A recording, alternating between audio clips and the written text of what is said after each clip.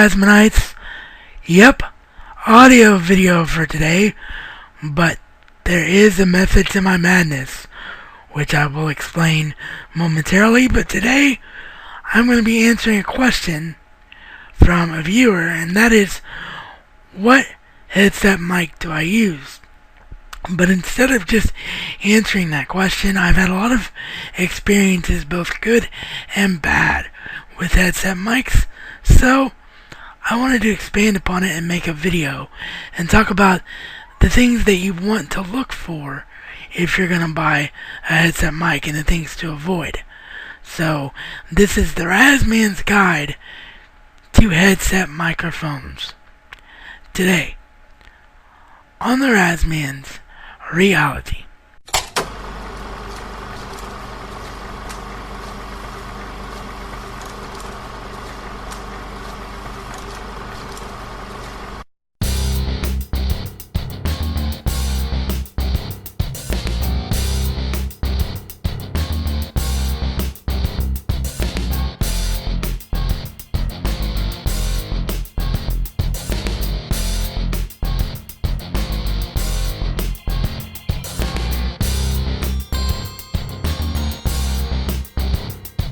Alrighty, so I received a question yesterday on my Facebook fan page, which if you haven't liked me, go ahead and like me. I need at least 5 more likes so that we can actually have a proper URL for the fan page. Just have it be facebook.com/Razmansreality.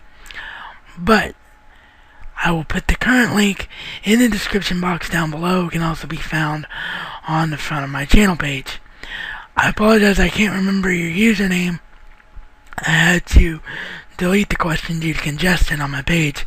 I've been doing so much uploading and audio work as of late.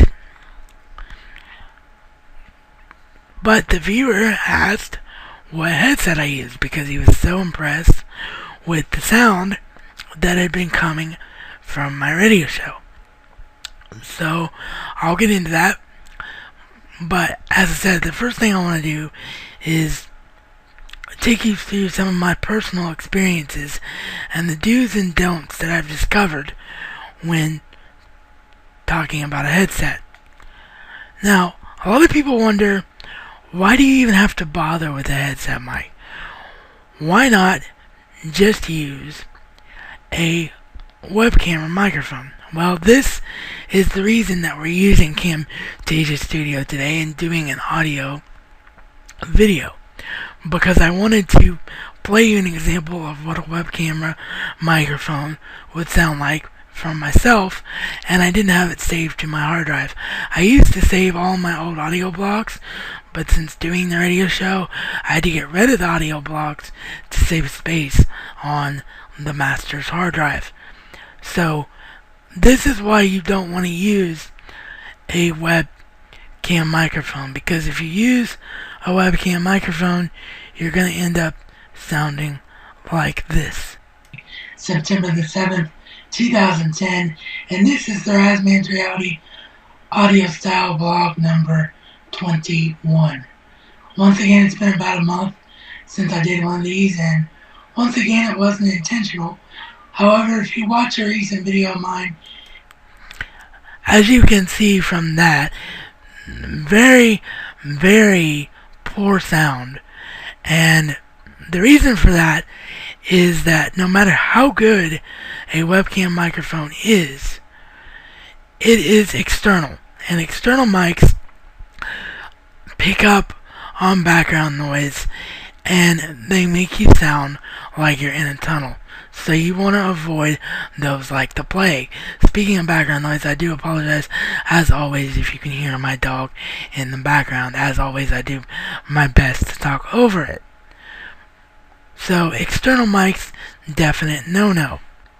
So that leaves me with the one and only option of utilizing a headset mic. Now, there are some very good desktop mics out there, but the reason I don't use them is just due to physical limitation. It's very hard to have them still in a stationary place, and even if you do, you're leaning forward into them. unless you have like a full-on mic stand with a boom setup and everything else. And again, with cerebral palsy, that kind of thing just isn't an option. So I do, in my case, have to find a good headset mic to use. Now, I've had a lot of experiences, both good and bad, as you would imagine, having to use these mics all my life. And this is why I wanted to turn this into a video, because I wanted to show you the kind of things you want to avoid. The main thing you want to avoid is anything that says Logitech on it. While Logitech is very, very good for its webcam products, it is not good for its headset projects, with one exception, which I will get into momentarily. But this here is what your typical Logitech wired headset sounds like.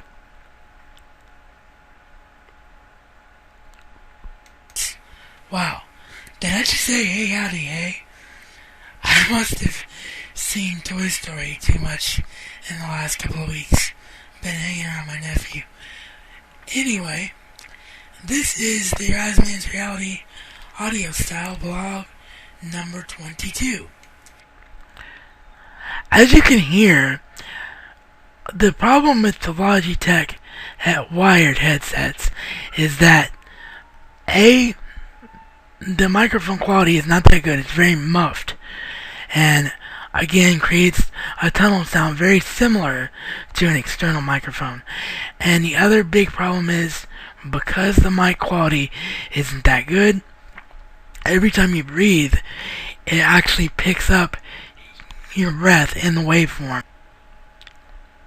And it's very, very hard to cut out those words in waveform, because it's very, very close timeline wise in any editing you do the actual words that you are speaking. So you want to avoid spikes and unnecessary breathing in audio, which is why the Logitech wired mics have been a bad thing for me. Now, the one exception may be this one. The Logitech ClearChat PC Wireless. I've heard very good things about this headset microphone, but the thing about it is, the one negative drawback is that the headset is very tight fitting, and while that's good and you don't want your headset moving around too much, it creates ear pain after about 3 to 4 hours of continued use. And if you're sitting down and doing any type of long-term work or gaming sessions, you do not want ear pain. So that is the one negative drawback that I've heard about the Logitech ClearChat PC Wireless. So now that we've got the bad headsets on the market out of the way, what are some of the good ones that you may want to try if you actually want to use one? Well, one of the better ones on the market is this one, the Microsoft Live Chat LX3000 headset. Now, I have never personally owned this one, but I've heard the sound quality on it, and it's really, really good. The one negative drawback, as you can see, is that it's actually very large in size. This particular photo on the website doesn't really show it, but as you can see, because physical perception is a natural thing to come by when you handle something, it's very large in size. So the larger a headset is, the harder it is to take on and off and handle, and the more hassle it becomes dealing with. So larger in size is not always a good thing for a headset. So that is the one negative drawback to the Microsoft Live Chat 3000, and why I personally have stayed away from it. But it is one of the better headsets for the price range that it's under, because a lot of people think that you have to spend $100 to get a good headset, and this is proof number one against that. The Microsoft Flight Chat LX3000. So there's one option. As far as myself personally, one of the better headsets I've ever owned is one that I purchased from Radio Shack by RCA. Now, I cannot show you the actual model because A, it didn't have a model number on it when I had it before it broke. The reason it broke is because it got sucked up in the vacuum, which is why I have now installed hooks on my desktop so I can actually put my headset on to hooks and they're not touching the floor. But yeah, the old RCA got sucked up in the vacuum, so it doesn't exist. But as I said, it didn't have, a model number, so I couldn't track it down to find a photo of it. And the other thing is, I know that it just doesn't exist because it was the old style headset model. Headset nowadays are just USB plug and play. That's all they are.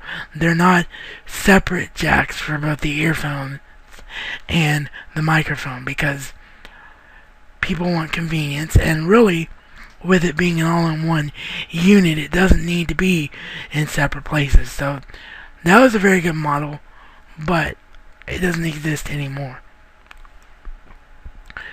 Which leads us to where we're at now. What headset have I been using on the radio show that sounds so good? The answer to that is this one.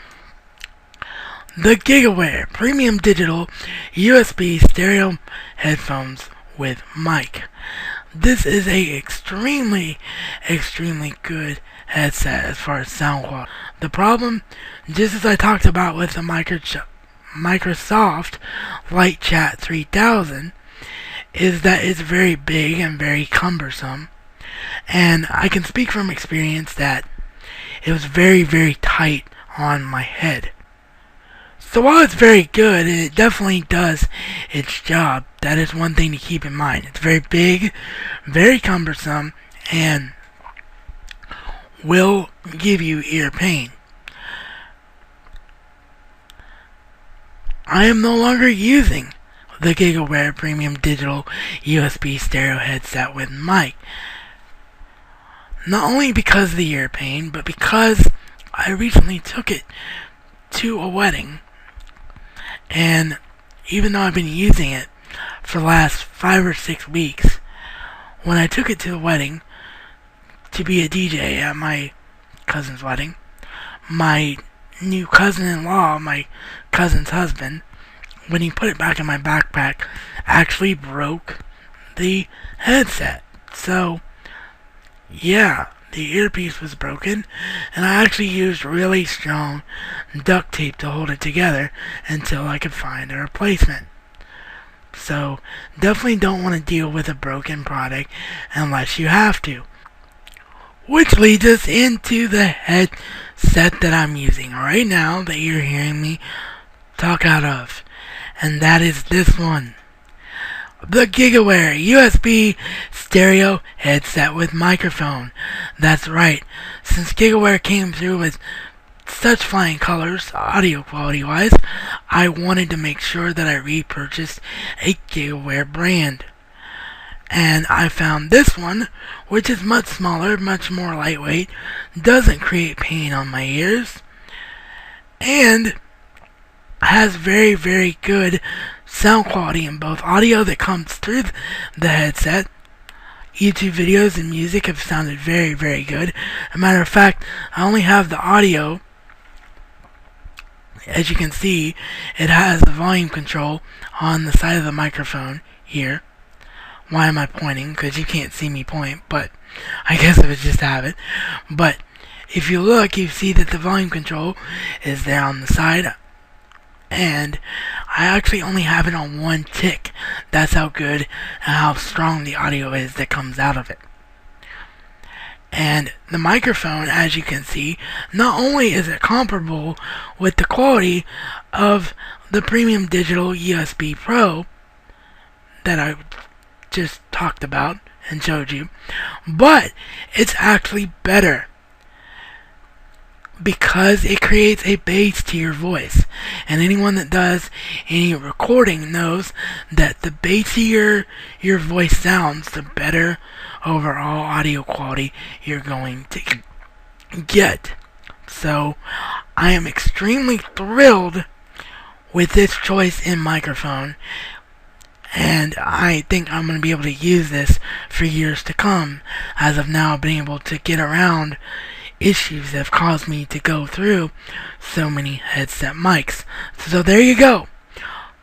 If you want a headset mic, the GigaWare USB stereo headset with microphone is your answer. Only $20 US, very, very affordable, and puts out amazing, amazing sound quality. I do believe that GigaWare is a Radio Shack only brand. Radio Shack came through with flying colors 3 times over the course of this little video. As I say, I believe that it's a Radio Shack only brand.